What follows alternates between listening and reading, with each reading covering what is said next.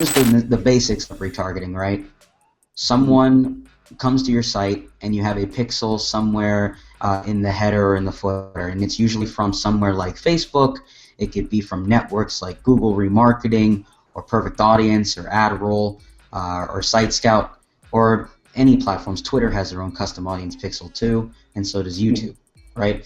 So this pixel is basically tracking at what step this individual has taken and through your funnel, right? So let's just say they land on the front end, prospect lands, and they don't necessarily want your item right now.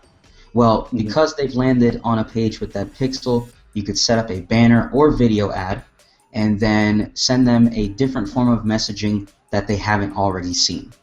And because of that, you can send them back to the same page, or you could send them to a different page with a different message in hopes that they eventually sign up for your funnel, and then you just take them through each step afterwards. The cool thing about retargeting is you can put it in every single step.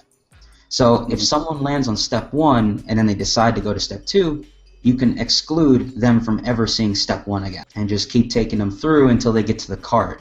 And then once they get to the cart, you know, hey, why'd you forget to buy? You know, that sort of thing. Yeah. Here's a coupon if you didn't make a decision already.